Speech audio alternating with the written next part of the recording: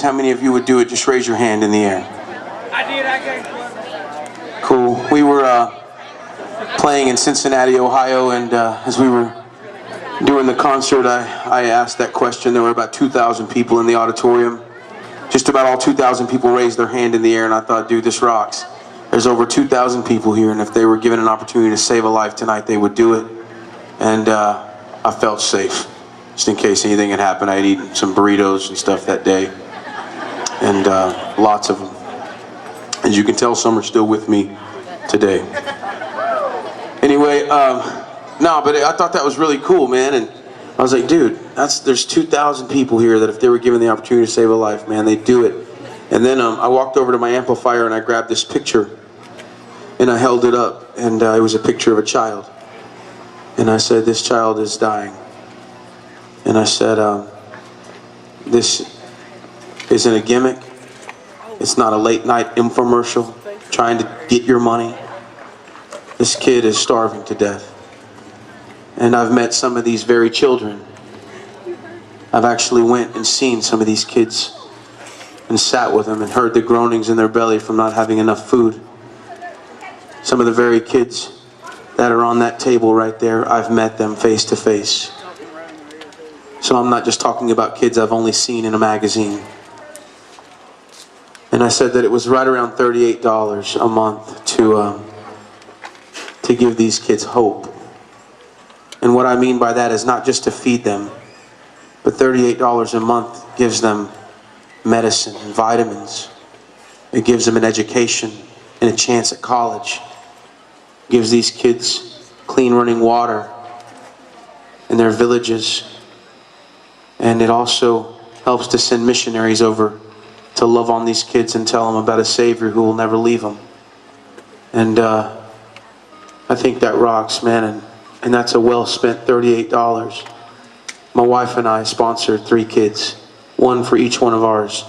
And as I was talking about the $38 and how much $38 can do for a kid, there were a few people in the front and they would just roll their eyes at me. Like, they weren't rolling their eyes at me.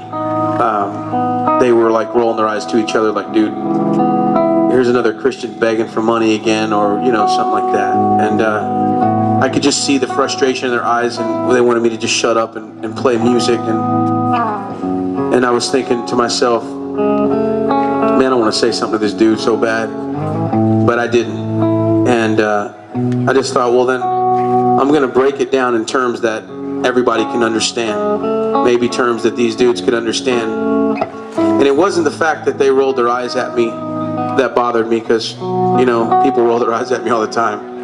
But it was the fact that I was talking about feeding hungry kids, and the dude's Abercrombie hat cost $45. And so, you know, man, I was frustrated, and I said, for less than the price of one Xbox game, you could keep this child alive for a month. For less than the price of a PS3 game or your morning latte, you could give a child hope, man. I got 3 kids of my own, and I couldn't even imagine holding one of my kids in my arms and watching them die, and there's nothing I could do about it because there's no food. I said, there's some of you that are trying to quit smoking, and here's an opportunity to use that money, sponsor a child, or one less pack of cigarettes a day and sponsor a child. We talk about $38 like it's a lot of money, and the truth is that in a tough economy like this, $38 is a lot of money. But it's not a lot of money to keep a child alive. $38 is a small price to pay to keep a child alive. I want to finish with this, and we got a bunch of music for you. I was talking to a gentleman, and actually I'd heard him. He told this story, and I had talked to him afterwards. But the story he told was this: that he went to Africa for a year.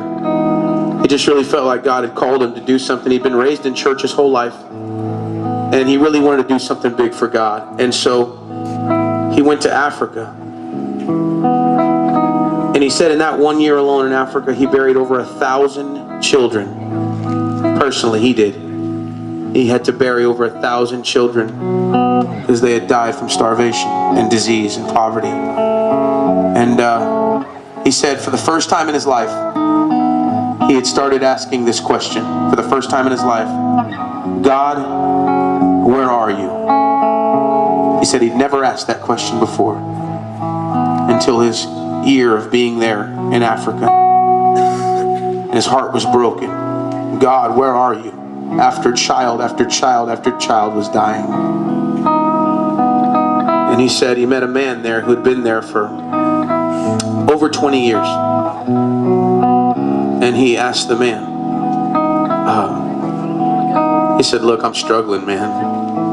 I'm struggling because I'm asking, God, where are you? And I've never asked this before. And I know you've been here for 20 years and you've buried thousands upon thousands of children. Don't you ever ask God, where are you? And the guy said for the first year he was there, he asked the same question. He said, but for the past 19 years, he's been asking a different question.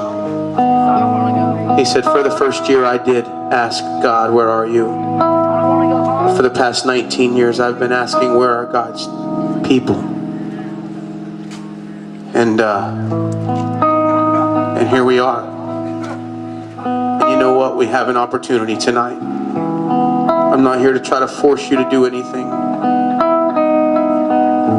But I know what it means to be desperate. I know what it means to feel abandoned.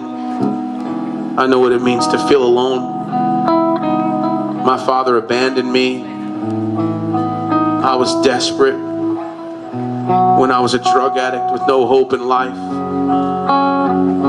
I know what it means to sit on a street corner and beg for food. But the truth is that I made my own bed. These kids had no choice in the matter. And so I'm begging you tonight, with all of my heart, to please find a child to sponsor, or at least find a child to pray for tonight. I'm begging you. Thank you for listening. Appreciate it.